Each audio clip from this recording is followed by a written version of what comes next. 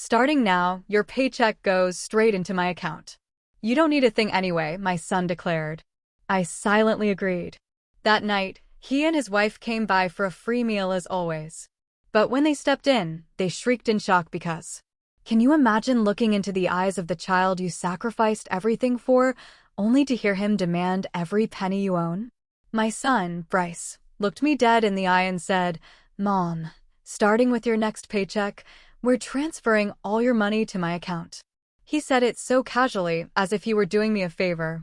As if I, at 62 years old, was suddenly incapable of managing my own life.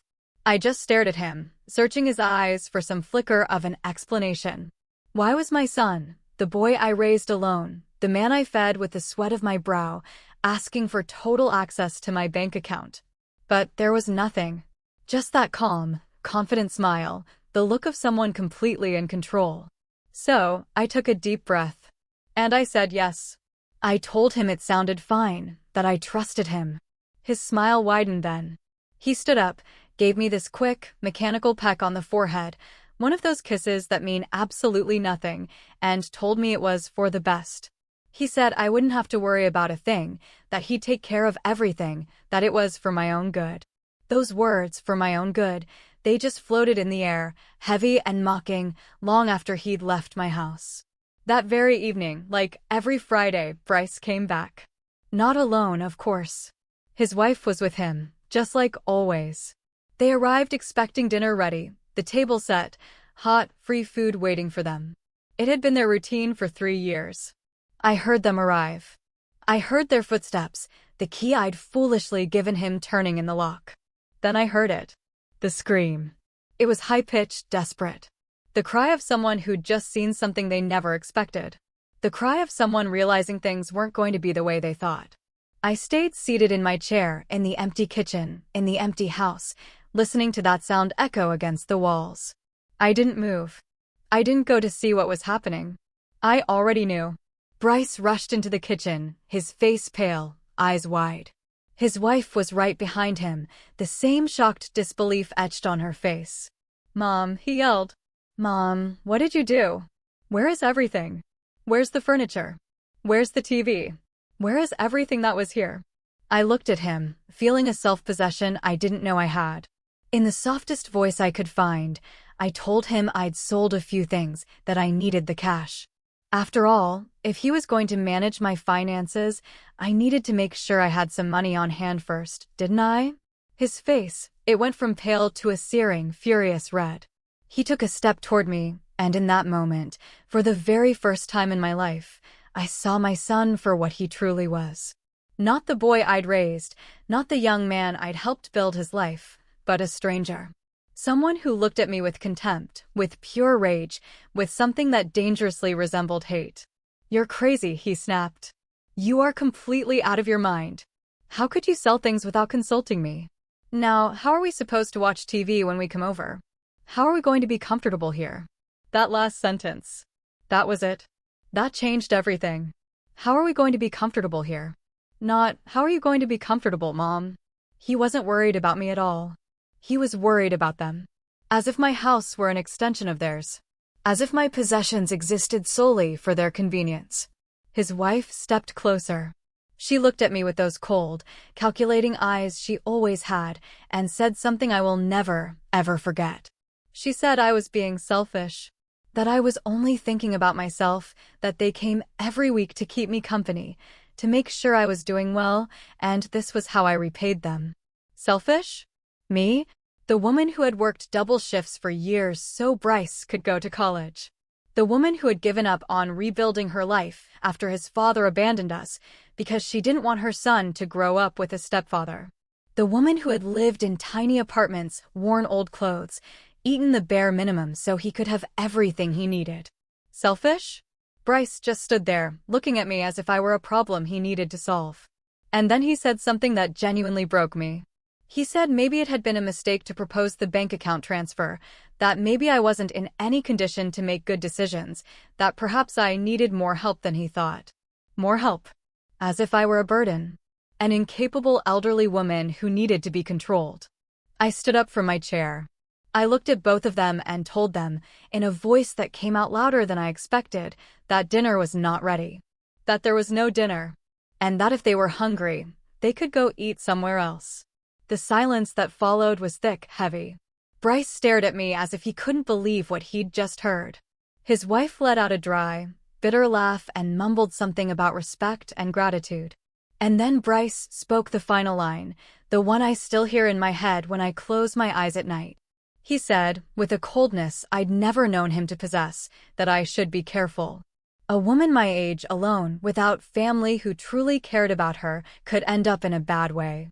He said he was the only thing I had, and I should remember that before doing anything stupid. They left. They stormed out of my house, slamming doors, leaving a trail of rage and those thinly veiled threats. I heard them get into the car, heard the engine start, listened as they drove away. I stood there, in my empty kitchen, in my empty house, feeling something inside me permanently shatter. But it wasn't sadness I felt. It wasn't desperation. It was something profoundly different. It was clarity. It was the absolute, crushing certainty that my son didn't love me. That perhaps he never had. That I was just a resource to him. A source of money, food, convenience. I sat back down in my chair. I looked at the bare walls of my living room, at the empty spaces where furniture I'd bought with my own labor and effort once stood. And for the first time in a very long time, I smiled. Because Bryce didn't know something. He didn't know I hadn't sold the furniture for money. I had sold it to send a message.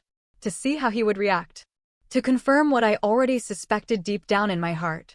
And he had reacted exactly as I expected, with rage, with indignation, with the attitude of someone who feels utterly entitled to another person's things.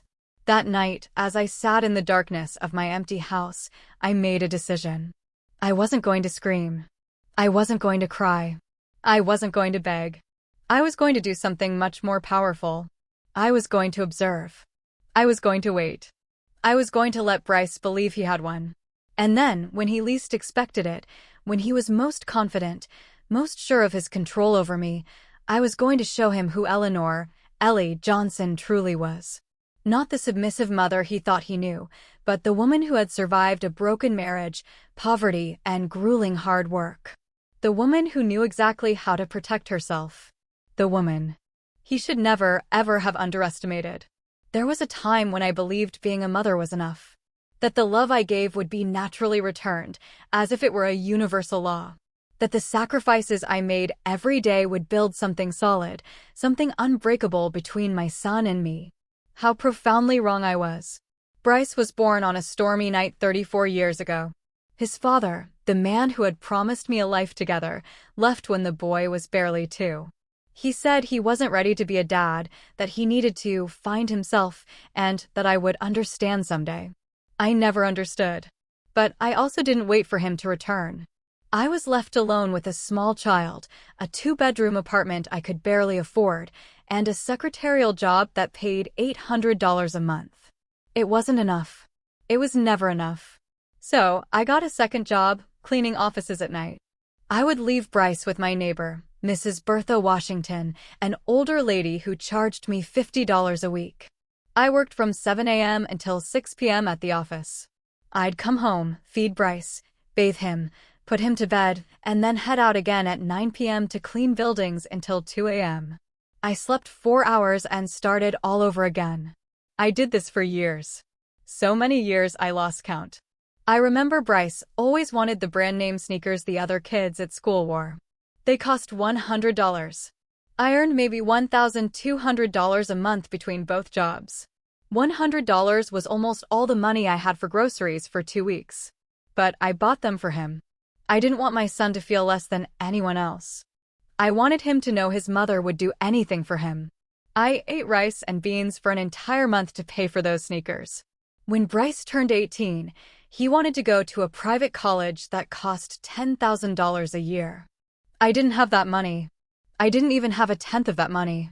But I went to the bank and took out a loan. I went into debt for 4 full years of his education, which I ended up paying off over 10 years. 10 years of paying a loan so my son could have a college degree. He graduated, got a good job. He earned $6,000 a month, double what I made after 30 years of working. And I was happy. I thought he could finally build his life. I thought I had finally done my job as a mother. Well, but Bryce didn't move out right away. He said he wanted to save money, that he wanted to have a solid base before becoming independent. I told him, of course, this is your home. You can stay as long as you need. He stayed 5 more years. 5 years where I kept working both my jobs. 5 years where I paid the rent, bought the food, and covered the utilities. 5 years where Bryce saved every single penny of his salary because he didn't have to pay for anything. When he finally left, it wasn't to rent an apartment. It was to buy a house, a $300,000 house that he paid for in cash because he had saved all his money during those 5 years of living for free in my home. I was proud. I told him I was proud, and I was. I thought I had done well to help him. I thought that now that he had his own house, maybe he could help me. Maybe I could work less. Maybe I could rest a little. But that never happened. Bryce got married 2 years after moving out. His wife was an elegant woman, one of those who always dressed well, always had perfect nails, and always spoke in a tone that sounded polite but hid a certain coldness. I noticed from the start that she looked at me differently, as if I were somehow inferior, as if she didn't understand why Bryce came from where he came from. At the wedding, which cost $30,000, I sat at a back table. Not at the head table with the family. Bryce explained it was because there were a lot of important people, clients from his work, and they needed those tables for them. I said I understood. I smiled in the photos, danced when asked, and went home alone that night, feeling strangely empty. After the wedding, Bryce's visits became less frequent. Before, he came to see me 2 or 3 times a week. After he got married, he came once every 2 weeks, then once a month, always in a rush, always looking at his phone, always with some excuse to leave early. I didn't say anything. I didn't want to be the heavy mother, the complaining mother, the mother who didn't understand her son had his own life now. But then they started coming on Friday nights, always around dinner time, always unannounced, always expecting me to have food ready. At first, I was delighted. I thought Bryce finally wanted to spend time with me, that he finally missed me. So, I cooked his favorite dishes, set the table nicely, bought dessert. But I noticed something. I noticed Bryce never came alone. He always brought his wife. And I noticed they never came to chat. They came to eat. They arrived, sat down, ate, and left. Sometimes they stayed an hour, sometimes less. I also noticed he never brought anything. Never a bottle of wine, never a dessert, never money to help with the food. Nothing. One night after they left, I calculated how much I had spent on the dinner. $15.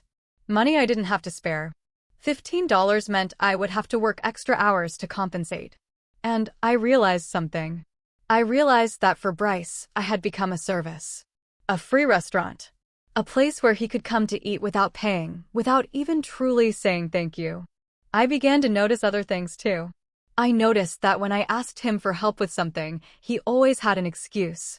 When I needed him to take me to the doctor because my car was broken, he was always too busy. When I mentioned my refrigerator was making strange noises and I was afraid it would break soon, he told me to buy a new one, as if I had $500 saved for emergencies. I didn't. I barely had enough to make it to the end of the month. But the worst was my birthday. My 60th birthday. Bryce arrived 2 hours late with no gift, no card, and an excuse about traffic. He stayed 20 minutes. He ate the cake I had bought for myself because I didn't want to spend the day alone. And then he left. I cried that night. I cried like I hadn't cried in years because I finally understood something I had been denying for too long. I understood that to my son, I was no longer important. I was just a resource, something that was there, available, waiting to be used when he needed it. And the worst part was that I had allowed it. I had set that pattern. I had never asked him for anything. I had never told him I felt used. I had never told him I needed more from him than just 20-minute visits and Friday night dinners. I was afraid. Afraid that if I complained, if I asked, if I demanded, he would disappear completely. And the idea of losing my son, even this son who barely saw me, terrified me more than anything else. So, I continued being the convenient mother. The silent mother. The mother who was always there, who always had the door open, who never caused trouble. Until that Thursday afternoon. Until Bryce told me he wanted to manage my money. Something inside me, something that had been dormant for years, woke up. A small, but clear voice that told me this wasn't right, that this was the beginning of something worse. But even then, even with that voice whispering in my head, I told him yes. Because I still had hope. I still wanted to believe my son loved me, that he would protect me, that he would do the right thing. How foolish I was. The following Monday, Bryce came to my house with papers. Lots of papers. He spread them out on the kitchen table with that smile that now seemed different, less warm, more calculated. "Mom, this is simple," he said. "I just need you to sign here, here, and here. These are the documents so I can have access to your account, so I can automatically transfer your salary every month. That way, I'll take care of paying your bills, managing everything. You won't have to worry about a thing." I looked at the papers. They were bank forms, authorization. I read the fine print, the parts people usually ignore. And I saw something that chilled my blood. It wasn't just access to my account. It was full power of attorney.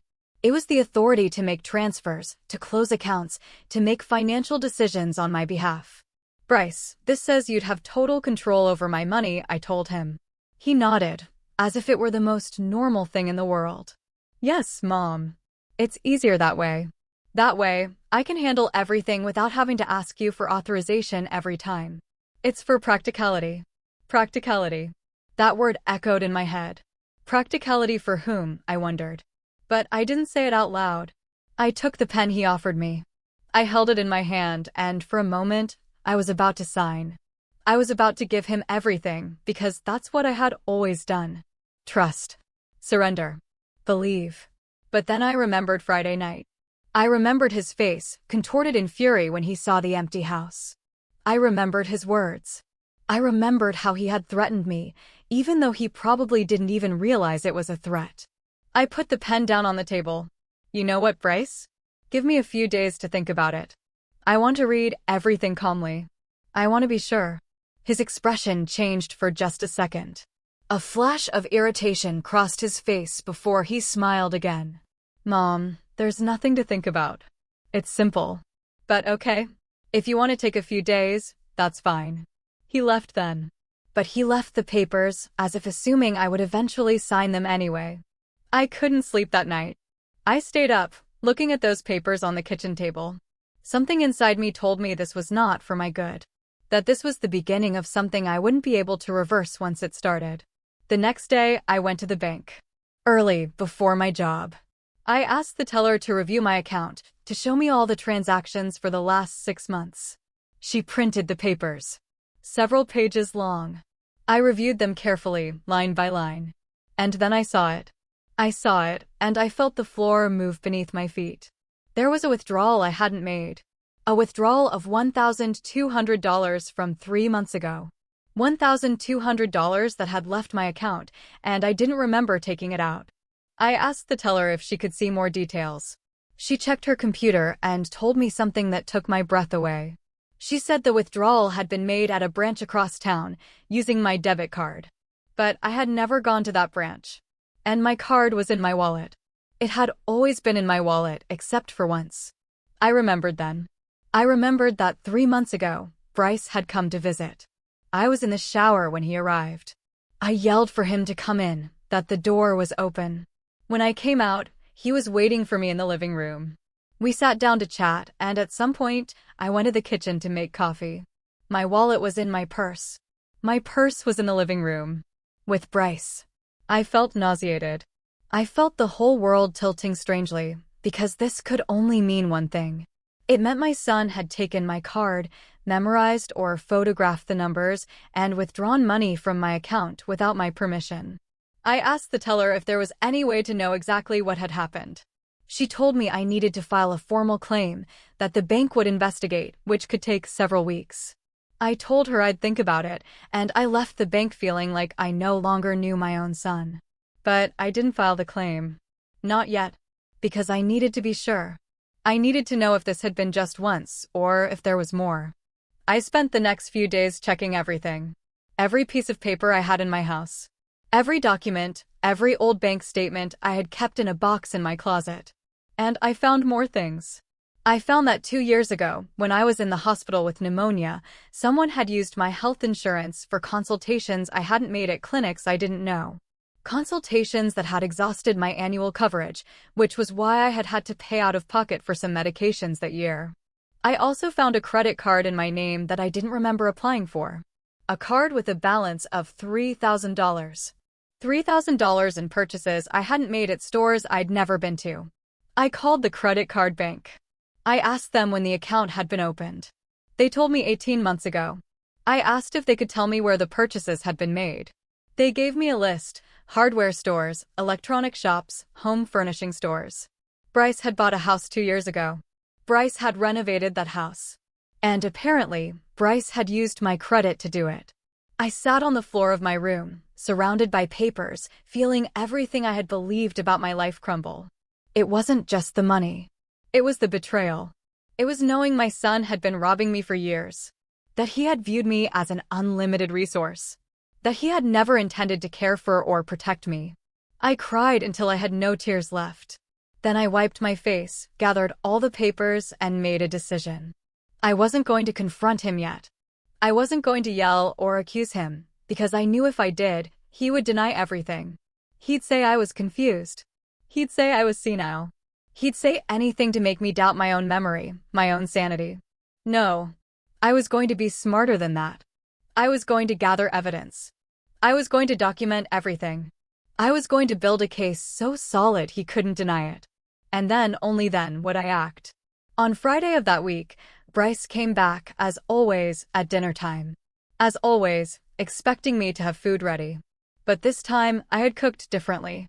I had made his favorite dish, chicken and rice, the same meal I used to make when he was a boy and came home sad from school. The dish that told him how much I loved him without needing words. He sat at the table with his wife. They ate. They talked about superficial things. Work, the weather, the new movie they wanted to see. I watched them. I watched them as if I were seeing them for the first time and realized something. I realized Bryce ate my food with the same indifference he would eat fast food. There was no gratitude in his eyes, no love, just the mechanical act of eating something free. When they finished, Bryce pulled out the bank papers again. He placed them on the table right next to his empty plate. Mom, the days you asked for are up. You've thought about it, right? Sign this, and I'll take care of everything.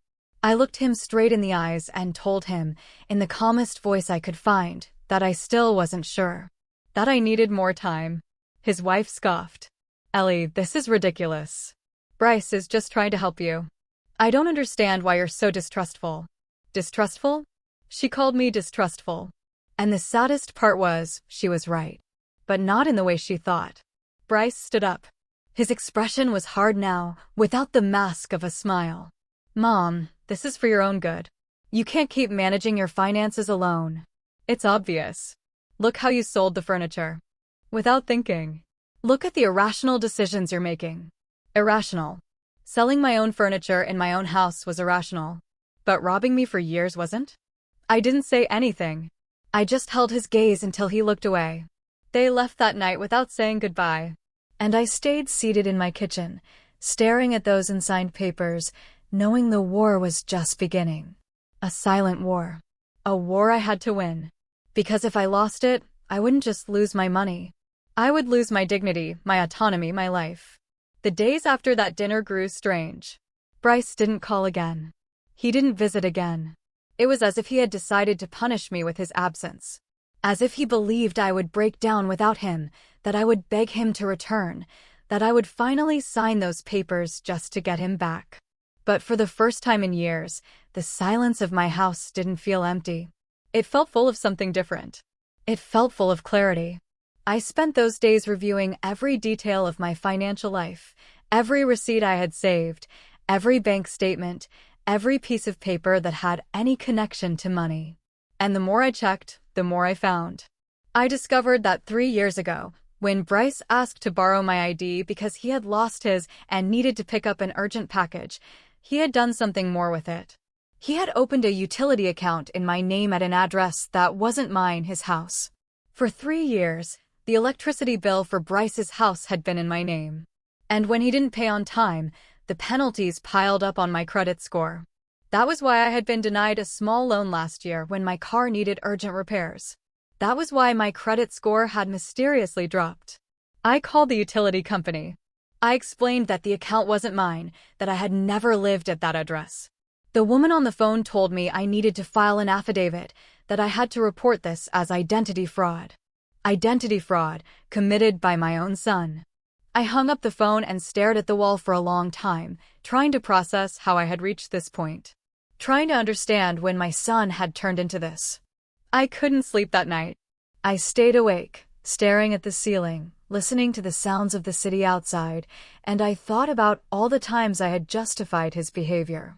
All the times I had told myself he was busy, that he had his own life, that I was being demanding by expecting more from him. But this wasn't about expectations. This was about theft, about deception, about a son who viewed his mother as a resource he could exploit without consequence. The next morning, I did something I had never done. I went to see a lawyer. It was a small office downtown. The sign read, David Chung. I had seen an ad for him in the paper offering free consultations. I walked in feeling small, feeling ridiculous. A woman of 62 coming to complain about her own son. But the receptionist smiled kindly and showed me in. Adri Chung was a man in his 50s with graying temples and kind eyes. He asked me to tell him everything, and I did. I told him about the missing money, the credit card I hadn't applied for, the utility account, the papers Bryce wanted me to sign. He listened without interrupting. He took notes in a notepad. And when I finished, he leaned back in his chair and sighed. Mrs. Johnson, he said, what you are describing is financial fraud and abuse of trust. If you sign those papers your son is asking for, you are giving him total legal access to your money. He could empty everything, and you would have no legal recourse because you gave him permission yourself. The words fell on me like stones. I knew it. Deep down, I knew it. But hearing it spoken aloud by a professional made it real in a different way. What can I do? I asked. He leaned forward. First, don't sign anything. Second, you need to report the credit card fraud and the theft from your bank account. Third, you need to change all your passwords, your PIN, everything. Fourth, consider getting a restraining order if you feel you are in danger. A restraining order against my own son. The idea seemed absurd and devastating at the same time. I don't want to get him into legal trouble, I said. He's my son. The lawyer looked at me with what looked like compassion and sadness. Mrs. Johnson, your son is already in legal trouble. He's committed several felonies. The question isn't whether you want to get him into trouble. The question is whether you want to protect yourself. I left that office with a folder full of forms and a list of things I needed to do. I felt overwhelmed, but I also felt something else. I felt determination. I went straight to the bank. I changed all my passwords, requested a new debit card, closed the fraudulent credit card, and filed a formal dispute. The teller helped me with everything. She treated me with patience, without making me feel stupid or weak. When I arrived home that afternoon, I felt exhausted, but also strangely light, as if an invisible weight I had been carrying for years had been lifted. That night, Bryce finally called. His voice sounded strained on the phone. Mom, we need to talk. Come to my house for dinner tomorrow. We have to resolve this. It wasn't an invitation. It was an order. And before, I would have obeyed without question. But now, after everything I had discovered, I felt only a cold calm. I can't tomorrow, I told him. I'm busy. Busy, Mom? What could you possibly be busy with? What I'm busy with is important to me, I said. There are other things that matter more to me now. There was silence on the other end of the line. A silence heavy with surprise and irritation. You're acting really weird, Mom. I don't know what's wrong with you, but you need to stop being so stubborn and sign those papers. This is for your own good. For my own good. Those words again. As if robbing me were an act of love. Bryce, I said, with a voice that came out firmer than I expected. I am not signing anything, and I think we need to have a very serious conversation about a few things. About what things? He asked. His voice sounded different now. More alert, more cautious. About money that has left my account without my permission. About credit cards I didn't apply for. About utility accounts in my name at addresses where I don't live. The silence that followed was absolute. So thick I could almost feel it through the phone. "I don't know what you're talking about," he finally said. His voice sounded controlled, but I could detect the panic underneath. "I think you do know," I told him. "And I think you need to think very carefully about what you're going to say next. Mom, you're delusional. You're confused. Maybe you need to see a doctor." There it was. The card I knew he would play. The card of making me seem senile, confused, incapable. "I'm not confused, Bryce. I have all the papers. I have all the evidence, and I've already spoken with a lawyer." Another silence. This one longer, heavier. "You talked to a lawyer?" His voice was almost a whisper now. Almost a threat. "Yes. And he explained to me exactly what you've been doing. He explained what fraud is. He explained what is illegal." "Mom, you can't be serious." "I'm your son. Everything I have done has been to help you." "Help me, Bryce? You robbed me for years. You used me. You lied to me." "I never," he started to say, but I cut him off. "Yes, you did. And you know it. The question now is what we're going to do about it." I heard his breathing on the other end of the line, heavy, ragged. "I'm coming over," he said. "We need to talk in person." "No," I told him. "You are not coming here. If you want to talk, we can do it over the phone, or we can do it with lawyers present." "Are you crazy?" he yelled, completely crazy. "After everything I've done for you, after all the times I've come to see you, that I've worried about you, this is how you repay me. All the times you came to eat for free, you mean? All the times you needed something from me. But the times I needed you? Where were you?" I hung up then, before he could answer, before he could manipulate me again with words. I stayed seated in my kitchen, with the phone in my hand, trembling. But not from fear. From rage. From years and years of suppressed rage that was finally finding its voice. I slept better that night than I had in months. Because I had finally spoken the truth. I had finally defended my territory. And although I didn't know what would come next, I knew I was no longer going to be the silent mother who allowed herself to be trampled. The next morning, I woke up with a clarity I hadn't felt in years.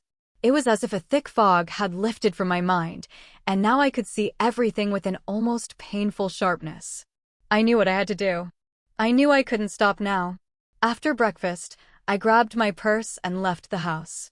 I had a mental list of all the places I needed to visit, all the loose ends I needed to tie up.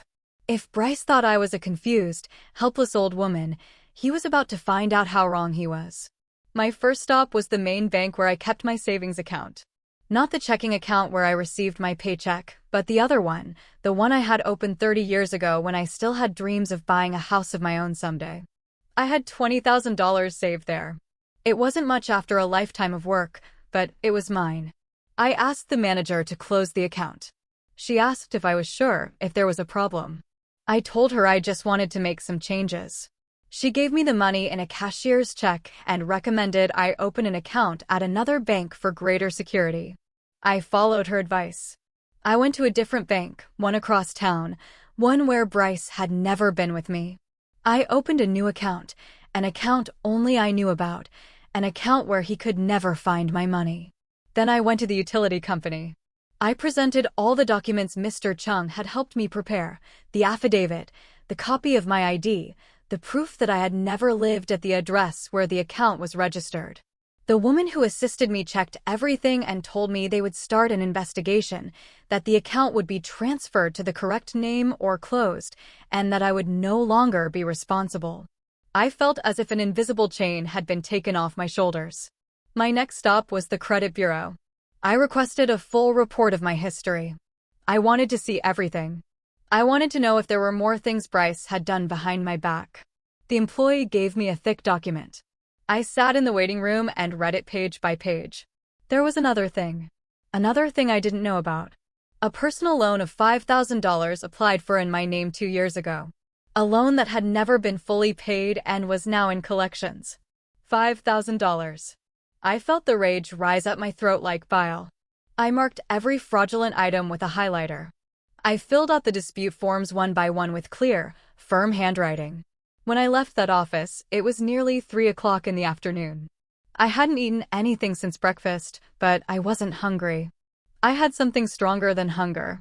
I had purpose. I then went to the house of my neighbor, Mrs. Bertha Washington. She was 70 years old and had lived in the building since before I did. We had been friends for decades, although we had grown distant over the last few years. I had been so focused on Bryce, so consumed with trying to maintain that relationship, that I had neglected other connections. I knocked on her door. She opened it with surprise on her face. Ellie, what a surprise. Come in, come in. We went into her living room. She offered me coffee, and I accepted. We sat down, and she looked at me with those wise eyes that had seen a lot in life. You look different, she said. I don't know what it is, but there's something different about you. And then I told her everything. I told her about Bryce, about the money, about the betrayal, about everything I had discovered. I talked for almost an hour without stopping, and she listened without interrupting, nodding occasionally with an expression that mixed sadness and something that seemed like recognition. When I finished, she sighed deeply. Ellie, I knew something wasn't right. I saw it every Friday when he came, the way he treated you, like you were a service. But I didn't say anything because it wasn't my place. But I'm glad you're finally seeing the truth. She took my hand. Her fingers were cool, but her grip was firm. I need to ask you a favor, I said. I need you to be my witness.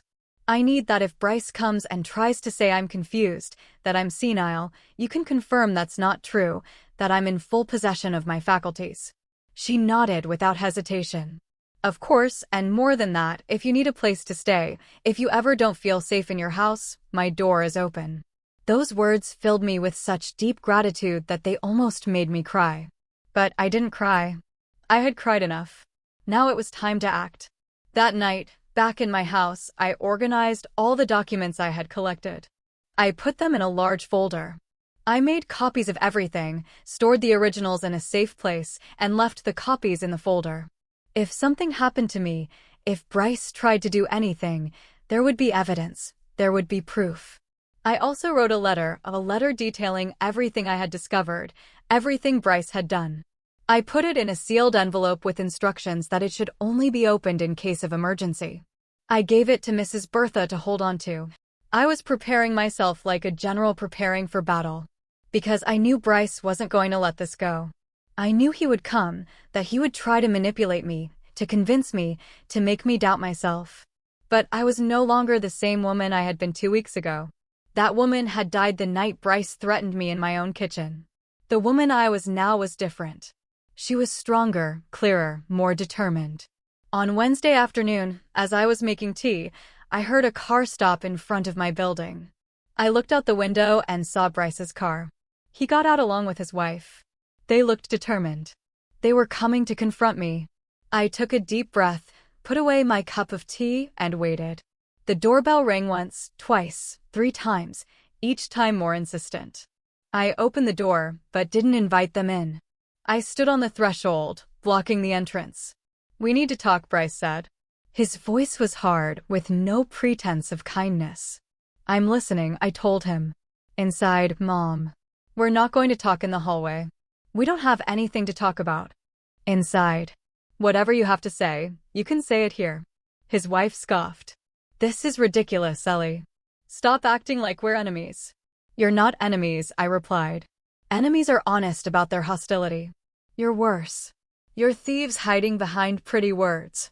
Bryce took a step toward me. His face was red with fury. How dare you? After everything I've done for you, everything you've done for me, Bryce? I cut him off, my voice calm but firm. I have the records. I have the proof. I know exactly how much money you've stolen from me. I know about the fraudulent credit cards. I know about the utility account. I know about everything. He froze. He opened his mouth, but no sound came out. And now, I continued, with a calmness that surprised even myself, you have 2 options. Either you give me back everything you stole, every cent, or I go to the police and press charges for fraud. You can't do that, his wife said, her voice shrill. He's your son. Precisely why it hurts so much, I replied. Because he is my son.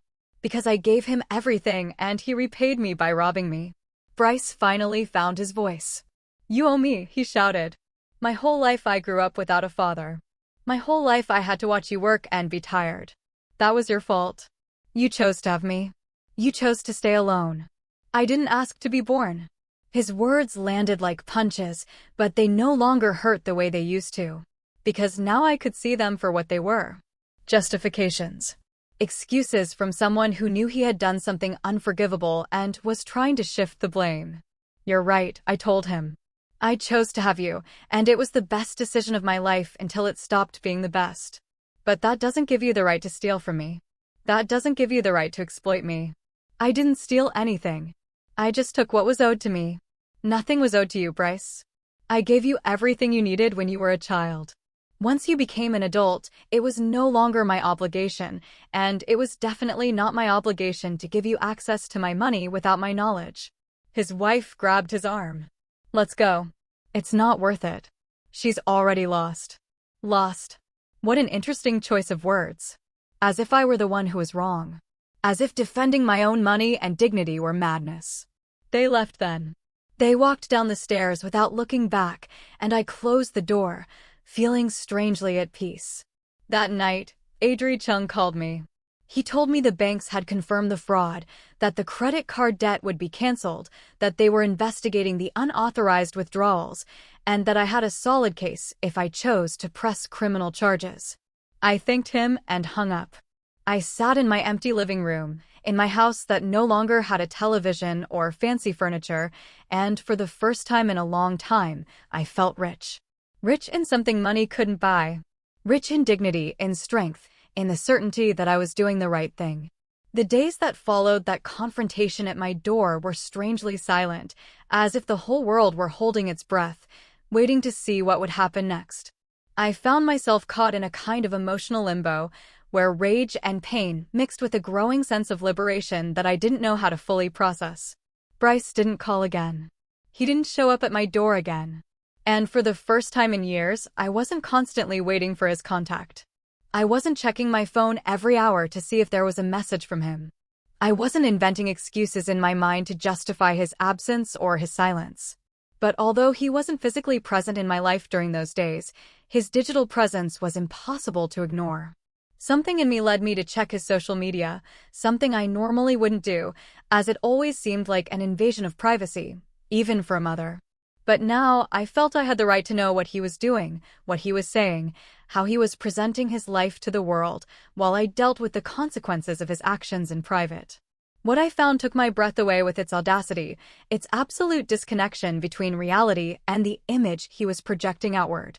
He had posted a photo the day after our confrontation, a photo of him and his wife at a fancy restaurant, smiling at the camera with glasses of wine in their hands. The caption said something about celebrating the release of toxic energy and surrounding oneself only with people who add value to life. As if I were the toxicity he needed to liberate himself from. As if my refusal to let myself be robbed further was some kind of negativity he had the wisdom to eliminate from his existence. The comments below the photo were all positive. All congratulating him for protecting his peace of mind, for setting healthy boundaries, for prioritizing his emotional well-being. I stared at the screen, feeling a mix of disbelief and disgust, because all those people supporting him had no idea that the man they were celebrating had been robbing his own mother for years. There were more posts in the following days, each one more elaborate than the last, as if Bryce were deliberately constructing a public narrative of his life that had absolutely nothing to do with the truth I knew. A photo of him at the gym with a reflection on self-care and the importance of investing in oneself before being able to help others. Words that sounded deep and meaningful until you remembered this was the same man who had used stolen money from his mother to buy gym memberships and expensive sportswear. Another photo of him working on his computer with a comment about the sacrifice and hard work it takes to build a successful future, without mentioning that this future had been partially financed with fraudulent credit cards in my name and utility accounts I was unknowingly paying for. What impacted me most was a post he made that Friday, exactly the day he would normally have come to my house for dinner. a post where he shared an old photo of him and me when he was a child. A photo I didn't even know he had. A photo where I was holding him in my arms when he was perhaps 5 years old, and we were both smiling. The text accompanying the photo was something about how sometimes the people you love the most are the ones who hurt you the most, about how he had learned that love doesn't mean tolerating abusive behavior, about how he had made the difficult decision to distance himself from a toxic family relationship for the sake of his mental health. Reading those words, I felt as if someone had punched me in the stomach. Bryce had taken our history, our real relationship with all its complicated and painful nuances, and completely inverted it, presenting himself as the victim and me as the abuser. The comments on that post were even more abundant than the previous ones. Dozens of people expressing their support, telling him how brave he was for setting those boundaries, sharing their own stories of difficult family relationships, completely validating his fabricated version of events. There were people I knew in those comments. Neighbors who had known him when he lived with me. Coworkers who had come to parties at my house years ago. All of them offering words of encouragement and solidarity, without the slightest idea that the person he supposedly needed to protect himself from was the same woman who had worked 2 jobs for years to give him the education he now used to get his well-paying job. For several days, I watched this digital spectacle in silence, without commenting, without publicly reacting in any way, because something in me knew that this was exactly the game Bryce was playing. If I responded emotionally, I would be falling into his trap, giving him more ammunition for his narrative that I was the unstable, problematic mother he needed to distance himself from. But every new post, every new comment of support he received from people who didn't know the truth, was like a small wound opening deep inside me. Not because I cared what those people thought of me specifically, but because it hurt to see how easily people believed a well-told story without questioning if there might be another side to the events. The final straw came when Bryce posted a story on his account showing the house he and his wife had bought, showcasing the renovations they had done, the new furniture they had acquired, the perfectly designed garden, all presented as the fruit of their hard work and dedication. There was not a single mention of the fact that a significant part of all this had been paid for with money that wasn't his, with credit that had been fraudulently obtained using my personal information. He displayed it all with so much pride, so much satisfaction, as if he truly believed he had earned it himself, as if he had completely forgotten or simply didn't care that every brick of that house was partially built on the sacrifice and theft from his own mother. I watched him live his life in those small digital windows and wondered how it was possible for someone to sleep at night knowing what they had done. How was it possible to maintain that facade of a successful, ethically correct person while simultaneously committing fraud and theft against the person who gave him life? I wondered if he ever felt guilt. If ever, in the middle of one of those fancy dinners in expensive restaurants, or during one of those gym workouts, he stopped for a moment and thought about his mother sitting alone in an empty house after having sold her furniture just to be able to eat, because her own son had been systematically robbing her for years. But looking at his posts, seeing the ease with which he built and maintained this perfect public image, I came to understand something fundamental about Bryce. Something I may have always known on some level, but never wanted to fully admit to myself. And that was that my son had developed the ability to create parallel realities in his mind. In one reality, he could be simultaneously the abandoned son who deserved compensation and the successful man who had built everything himself. In another, he could justify theft as something he was rightfully owed, while publicly presenting himself as a victim of family toxicity. It was a form of cognitive dissonance so profound that it almost seemed as if he genuinely believed his own lies, as if he had constructed such an elaborate narrative in his head that the line between truth and fiction had been completely erased. And as I watched all this from the silent distance of my empty house, something inside me hardened even more than it already was. Because seeing Bryce not only steal from me but also steal my story, completely inverting the roles of victim and perpetrator in his public presentation of events, made me understand that there was no possible redemption here. There was no conversation I could have with him that would make him see the reality of what he had done. He had chosen his path. He had chosen the lie over the truth. He had chosen image over substance. and I needed to accept that the son I had raised and loved had never really existed in the way I believed, or had been completely replaced by this stranger who could smile for the camera while destroying his mother in private, apparently without feeling any genuine remorse. The moment came one Tuesday afternoon, in a way I hadn't planned, but which in retrospect I realized had been inevitable from the beginning. Because the truth always finds its way to the light, no matter how many layers of lies are piled up trying to keep it buried. I was in Adri Chung's office reviewing the final case documents where he informed me that the banks had completed their investigations and confirmed a total of $17,000 in fraudulent transactions over a period of 3 years. A sum that took my breath away. Not so much because of the number itself, but because of what it represented in terms of planning and premeditation. This hadn't been a mistake or a moment of weakness, but a systematic and deliberate operation of theft that had required constant effort and dedication on Bryce's part. The lawyer explained that with this evidence, I had more than enough to press criminal charges, but that there was also another option I might want to consider before making that final decision. That option was to send a formal demand letter to Bryce, giving him the opportunity to return the stolen money and compensate for the damages before proceeding with more severe legal action. He told me this was a courtesy many victims of family fraud offered because they understood that no matter how serious the crime, there were still family ties that complicated the situation in ways that didn't apply to cases of fraud committed by strangers. But he also warned me that this courtesy could be seen as weakness by the perpetrator, and that I needed to be prepared for the possibility that Bryce would respond not with gratitude or remorse, but with more manipulation and denial.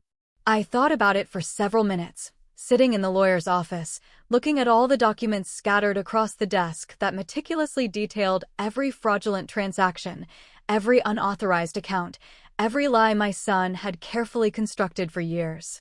I realized that a part of me still harbored a small, irrational hope that if Bryce was confronted with the irrefutable evidence of what he had done, maybe something in him would awaken.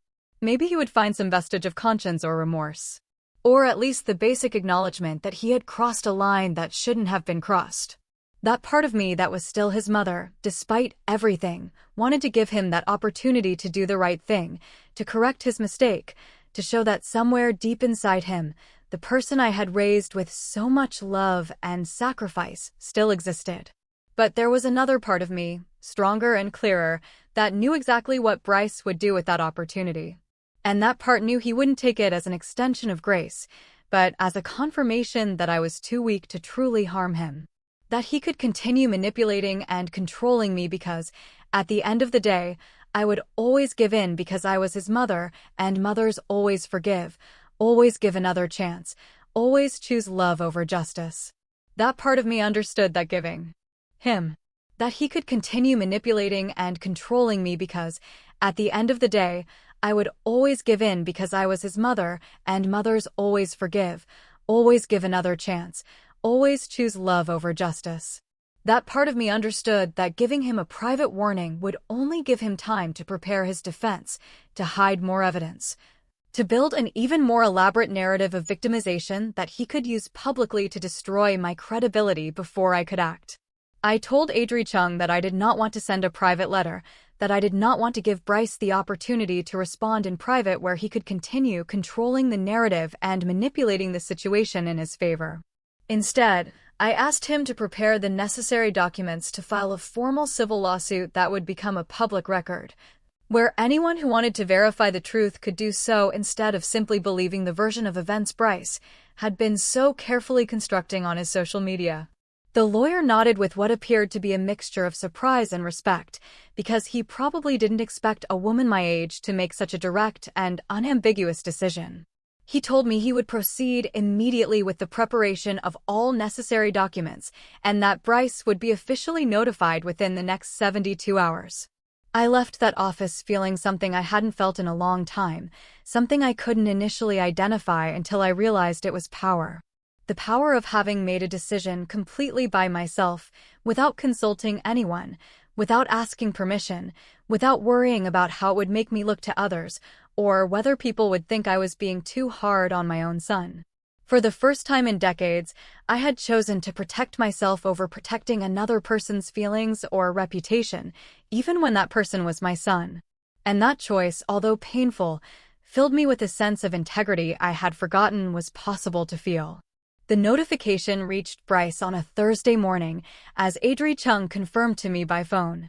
Although I wasn't there to witness his initial reaction, I could perfectly imagine the moment he opened that official envelope and read the documents detailing every fraudulent transaction, every unauthorized account, every dollar he had stolen. Meticulously documented with dates and bank reference numbers that made any denial impossible. I didn't have to wait long to confirm my imagination, because less than 2 hours after receiving the notification, my phone started ringing with an insistence that bordered on desperation. Call after call, which I let go to voicemail without answering, because I had nothing left to say to Bryce that wasn't already contained in those legal documents. I listened to the voicemails later that night when I finally felt emotionally prepared to do so. And it was fascinating, in a disturbing way, to listen to the progression of his panic through each successive message. The first one still tried to maintain some composure, with that controlled voice he used when trying to seem reasonable, telling me this was a terrible misunderstanding, that we needed to talk immediately before things got more out of control. The second message already had a different tone, sharper, more urgent, where he pleaded with me to call him, that this was going to ruin his life, that I should please think about what I was doing before destroying my own son. As if I were the one destroying something instead of simply revealing the destruction he himself had caused for years. By the fifth message, Bryce was no longer trying to sound reasonable or appeal to my maternal compassion. He had completely devolved into rage and barely veiled threats, telling me I was going to regret this, that he had his own lawyers who would prove I was a senile old woman who didn't know what I was doing, that he was going to fight this with everything he had, and that in the end I was going to look like the villain in the story. I listened to every message until the end, without allowing myself to feel anything more than a kind of clinical curiosity about how a person could transition so quickly from pleading to threatening when they realized their usual manipulation tactics no longer worked. The following days were a whirlwind of legal and emotional activity because Bryce didn't stand still. He began his own counterattack campaign, starting by publishing a long and elaborate statement on his social media about how he was being victimized by a terrible injustice perpetrated by a mother he supposedly loved, but who was now legally attacking him for reasons he couldn't fully comprehend. His post was carefully worded to generate maximum sympathy without mentioning any specific details of the accusations against him, painting himself as the confused and hurt son who was being dragged through a traumatic legal process by a mother who might be experiencing age-related mental health issues. The response to his post was exactly what he expected, with dozens of comments expressing shock and solidarity, telling him to keep his head up, that the truth would eventually prevail, that they were on his side no matter what. And I watched all this from a distance, with a mixture of awe and revulsion at his ability to manipulate the narrative, even when faced with documented legal charges. But something had changed in me, because this time his public theater didn't affect me in the same way it had before. This time, I knew I had something more powerful than his carefully constructed words. And that something was irrefutable legal documents that couldn't be manipulated with emotional rhetoric or appeals to sympathy. Bryce's real collapse began when his own lawyers reviewed the evidence against him and apparently told him something he didn't want to hear. His social media posts suddenly stopped abruptly, and the silence that followed was deafening in its eloquence. Adri Chung informed me that Bryce's legal representatives had contacted him, asking about the possibility of reaching an out-of-court settlement, which basically confirmed that they knew he had no real defense against the evidence I had presented and that his best option was to try to minimize the damage before this proceeded to a public trial where all the dirty details would be revealed in public access documents. That's when the cracks in Bryce's carefully constructed life began to show. Apparently, some of his closest friends had started asking uncomfortable questions after his wife casually mentioned at a social gathering that they were dealing with a complicated family legal problem. Once people started digging a little deeper, they discovered the public lawsuit documents detailing the specific accusations of financial fraud. Mrs. Bertha told me she had heard from other neighbors that Bryce's name was being mentioned in neighborhood conversations in ways that were definitely not flattering, that the people who had once seen him as the successful, educated son now looked at him with suspicion and distrust. His wife was apparently furious, not necessarily about the moral implications of what Bryce had done, but about the damage to their social reputation. According to rumors that reached my ears through the neighborhood gossip network, there had been considerable fights in their house about how to handle the situation.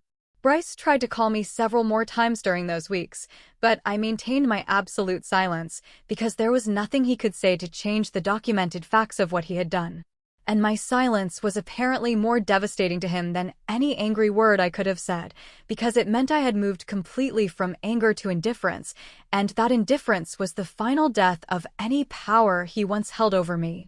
The final settlement was reached 3 months after I filed the lawsuit, and the terms were exactly what Admiral Chung and I had established as the minimum acceptable. Bryce had no choice but to accept when his own lawyers explained that going to trial would mean not only the complete public revelation of all the fraud details, but also the very real possibility of criminal charges that could result in jail time. He had to return the full $17,000, plus another $5,000 in compensation for damages and injuries, in addition to paying all the fees for cleaning up my credit and my attorney's fees. And all of this had to be paid within a period of 6 months with verifiable monthly payments, or the agreement would automatically be invalidated and criminal charges would proceed without further warning. But beyond the money, which honestly had never been the main point of all this, the agreement included a clause that I had insisted on adding, and which Admiral Chung initially thought was unnecessary, but which for me was absolutely essential. That clause stipulated that Bryce had to issue a public statement acknowledging that he had committed financial fraud against his mother and that the accusations in my lawsuit were true and substantiated. He fought that clause more than any other part of the agreement, because he knew exactly what it would mean for his carefully cultivated image to publicly admit that everything he had been saying about being a victim of a toxic mother was a lie designed to cover up his own crimes. The statement appeared on his social media one Tuesday afternoon. It was brief and clearly drafted by his lawyers to minimize the damage as much as possible within the limits of what the agreement required. But still, the words were there, in black text on a white background, admitting that he had accessed bank accounts without authorization, that he had opened credit cards using another person's information, and that he had committed serious errors in judgment that he deeply regretted. The comments under that post were wild, with people who had previously supported him unconditionally now expressing shock and disappointment, while others who had apparently suspected something all along felt validated in their doubts. I watched all that digital drama unfold with a sense of closure that had nothing to do with satisfaction or revenge, but simply with the quiet recognition that the truth had finally been spoken publicly. The first payment arrived in my account exactly on the specified date, and every subsequent payment also arrived punctually, because Bryce knew that a single missed payment would mean consequences he definitely could not afford to face. With that money, I did something he might never have expected me to do. Instead of simply replenishing my savings accounts or using it to replace the furniture I had sold, I bought a plane ticket to a place I had never been before. I had spent 62 years living for other people, for my son, for the illusion of maintaining a family relationship that only existed in my imagination. And now, for the first time in my adult life, I had the freedom and the resources to live exactly as I wanted, without having to justify my decisions to anyone. I bought a small house in a coastal town 3 hours from where I had lived all my life. A house with 2 bedrooms and a garden where I could finally plant the flowers I had always wanted but never had time to care for when I worked 2 jobs. The house cost $200,000, which I paid for in cash using a combination of Bryce's payments and the savings I had managed to protect in my new bank account. When I signed the purchase papers, I felt something I could only describe as a rebirth. Because this house was mine in a way no other place had been mine before. Bought with money that had been returned through justice, not earned through endless sacrifice. Bryce tried to contact me one last time after the final payment was made, completely fulfilling the terms of the agreement. This time I answered the phone because I knew there was nothing left he could take from me or use against me. His voice sounded different, smaller, more humble, when he asked if we could ever truly talk, if there would ever be a possibility of some kind of reconciliation.